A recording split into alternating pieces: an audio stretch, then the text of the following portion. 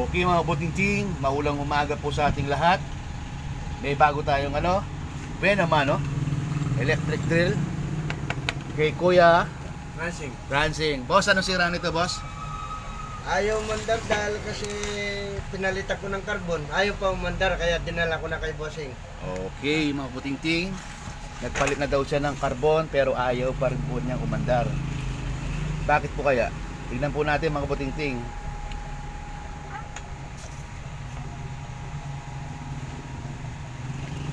Tignan po natin kung bakit ayaw umandar ng ating barena. Ito mga buting-ting, binubuksan lang to dito lang sa bandang harapan lang to, no? Ay, ito pala yung likod, no? Likod pala, no? So, 4 na screw lang to mga buting-ting. Hindi yung kagaya ng mga unang vlog natin. Ayan, dito lang sa binubuksan. Dito lang natin titignan yung AC cord niya.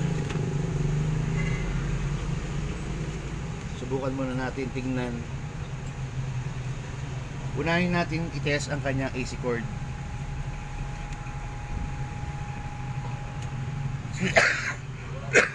Excuse me.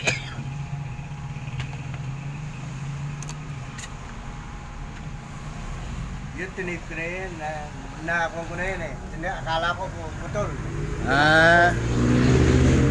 Pero hindi pala putol. Tinest na pala niya to, no? Ang kanyang AC cord. Tinest niya na po. Ngayon, double check po natin. Double check lang po natin. Kung hindi nga putol, double check lang po natin. Ito po ang ating plug. Ito po yung linya ng ating plug, no? Ito yung isa. Ayan. Ang gagamitin lang po natin dito ay light tester lang po mga buting-ting, no? Light tester lang po ang gagamitin natin. Ayan, umilaw. Kabila. Dito naman yung kabila. Hindi siya, boys. Ha? Kasi nga, na? Hindi umilaw dito sa kabila. Pero dito sa isang linya, umilaw siya. Ayan, tanggalin muna natin. Sinubukan na daw po niya na tanggalin to. Akala niya ito. Pero tayo, ito po ang nakita ko sira.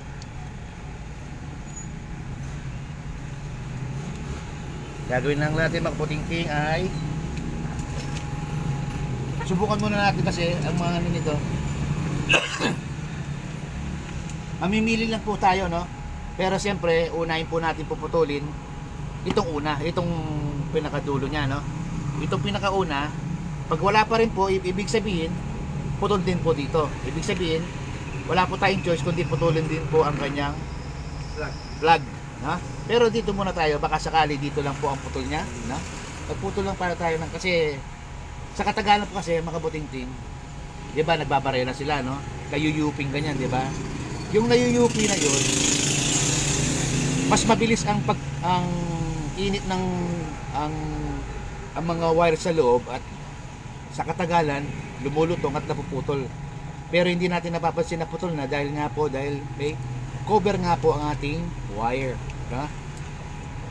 Subukan lang natin munang putulin dito. Tapos tingnan natin kung yun na nga po ba ang kailangan nating putulin.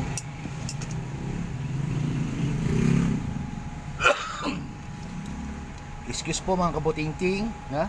Isa na po kayo, inuubo-ubo tayo. Walang po ako ng gamit.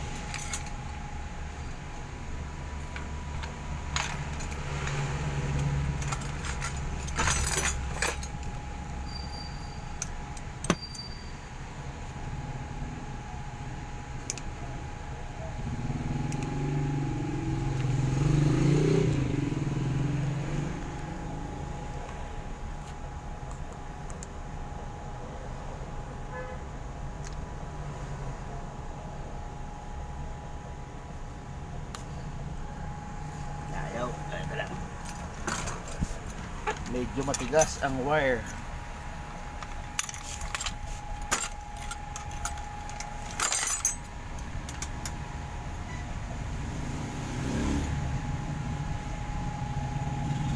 matigas yung ano, yung balot niya.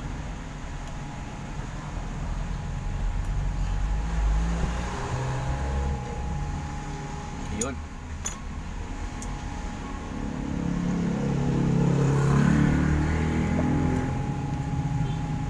Sa pagtest nito mga kabuting para mabilis, balatan lang natin dito. Pag nabalat na, pagsama lang para mas mabilis. Tapos kunin yung plug. Dapat iilaw agad siya kung hindi siya putol. Hindi po siya pumilaw. Napansin nyo po, hindi po siya umilaw. Ibig sabihin mga kabuting, wala tayong choice kundi putulin din po ang kanyang plug.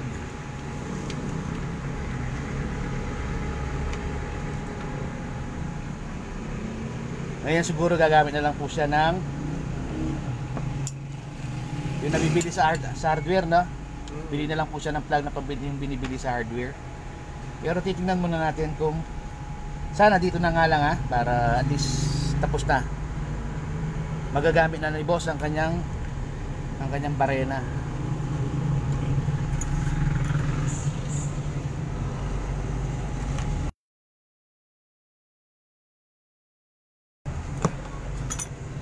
Sa ngayon po wala po tayong available na plug, no? Pero tingnan po natin mamaya. Maghanap tayo sa mga nakatago, baka sakali meron nga, no? Ayan. Dahil dito po natin pinutol ang plug, dito po natin i-test kung umiilaw na ba siya o hindi. Dapat iilaw na po siya dito.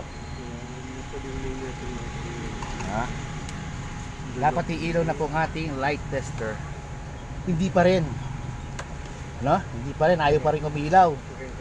Dito na naman tayo niyan. Antayin natin maubos. Ayan. Kasi dito mga kabuting, may dugtungan din siya, no? May dugtungan din dito. Ito, no? Dinugtong din, no? Ayun, subukan natin kung yung pandugtungan na yun ang may problema.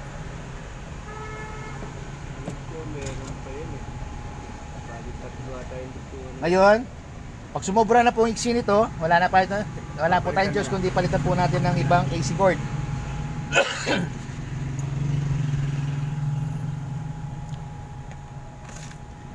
Mas maganda kasi mga kabuting kung meron na kayong light tester sa bahay ninyo. Kasi malaking bagay na rin po ang light tester, kaya hindi na po kayo bumili ng tester.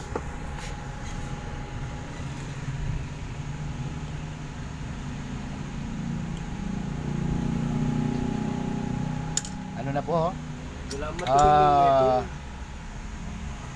Parang sunog na, no? Oh, hindi naubos na yung mga wire niya.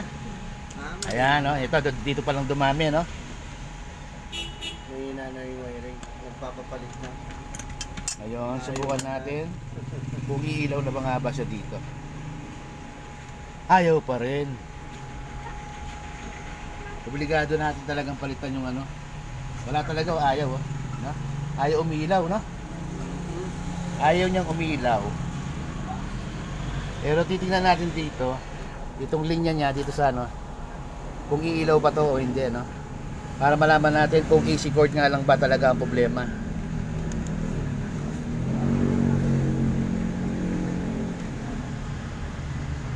Oh, di ba? Nakita nyo? Na? Linya. Umiilaw, ibig sabihin Nasa linya. oh. Ayun na, umiilaw siya. Pag ginaon ko, umiilaw. Oh, di ba mga kabuting? Kailangan na natin talagang palitan ng kanyang wala na talaga. Masyado nang matagal. Marami na siyang putol, marami na tayong naputol, pero hindi pa rin po natin. Baka darating ang oras, ganito na lang po kahaba. Ganito na lang po kahaba ang kanyang AC cord. Di ba mga kabuting? Palitan po natin. Hanap lang po tayo ng gagamitin.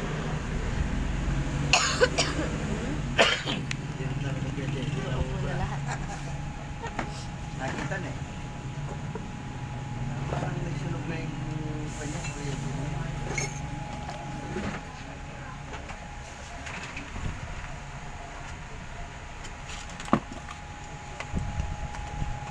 po. Nakakita na po tayo.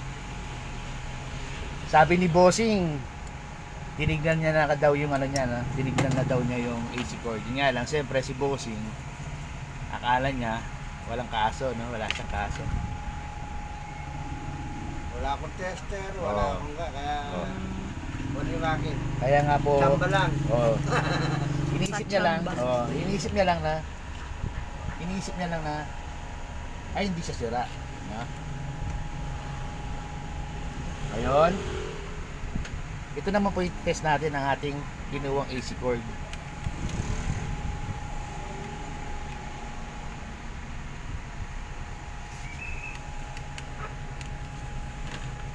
Ayun, pagsasamahin natin, no?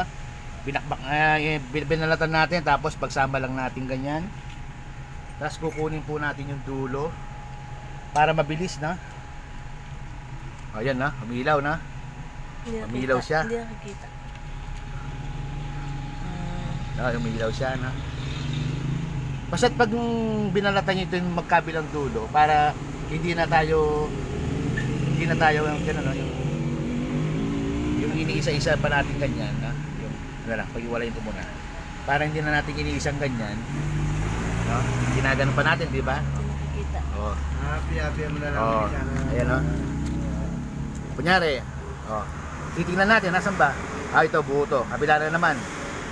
Buo to. Di ba, ang dami natin ginagawa.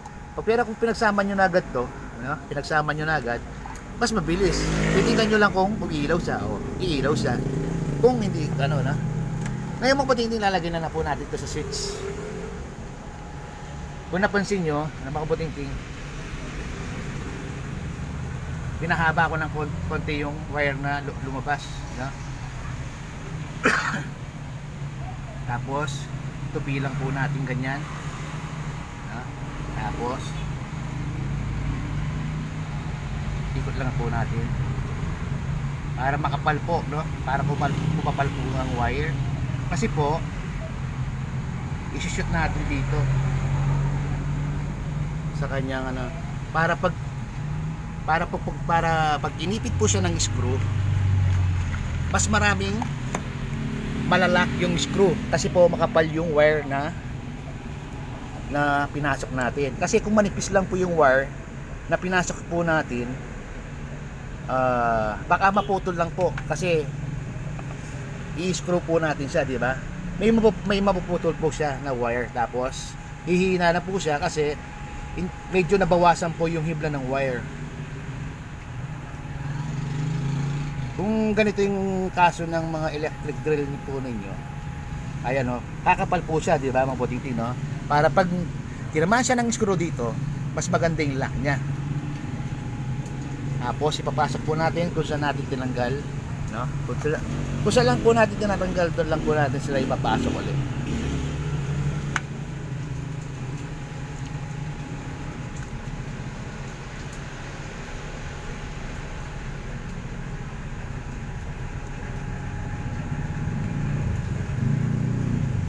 Hanap lang po tayo ng ibang screwdriver. Hanap lang, maliit lang po gagamitin natin, medyo ayun, medyo wala na pa kasing ulo. Okay, ngayon mabuting pwede na natin ibalik. Tapos tingnan natin kung ano bang andar na meron siya, maganda pa ba yung andar niya o hindi. Hindi pa natin alam yun kasi hindi pa natin alam kung okay na ba ang kanyang, sana nga maganda pa yung niya, yung boses niya. Kasi ang magandang boses kasi ng mga lahat ng mga power tools, yung ganun ang andar niya, no? Yun, magandang yun, magandang senyalis na maganda ang tunog ng inyong power tools. Kasi sa tunog pa lang malalaman mo kung sa tunog pa lang. Ngayon,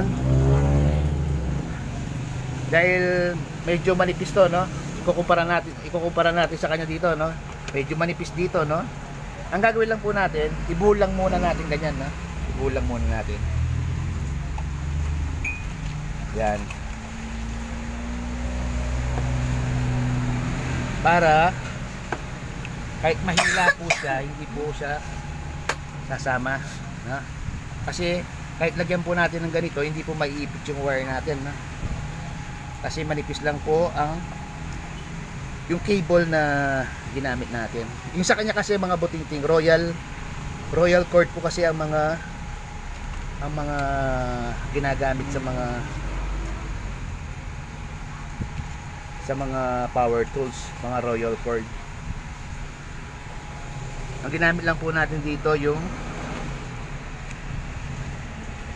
nabibiling sa market na flat cord, no?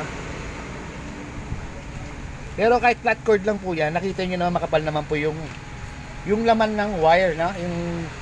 Yung pinakalaman niya sa loob ng AC cord, makapal naman po. Hindi naman po siya yung mahinang klase, hindi naman po mabuting-ting, no? Okay pa rin po yan.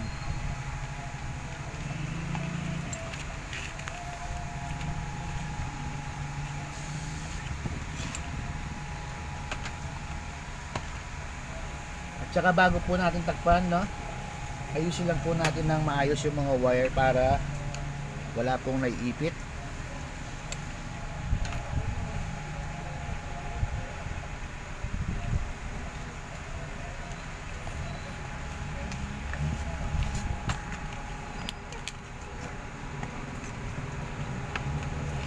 Dito parang meron siyang naiipit. Tingnan natin mga buting-ting kung bakit, no? Baka hindi po masyado nakapasok.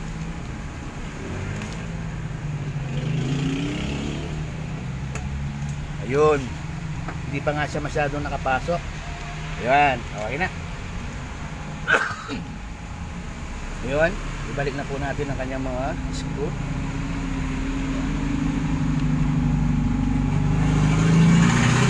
Sa pagtetest po ng electric drill, simulan nyo muna sa AC cord. Tapos pangalawa sa carbon. Pag okay pa rin, check nyo po yung switch.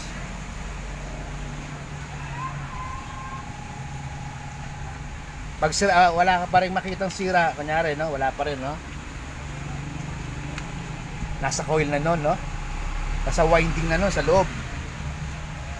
Yun, medyo ano na yun, kailangan na talaga ng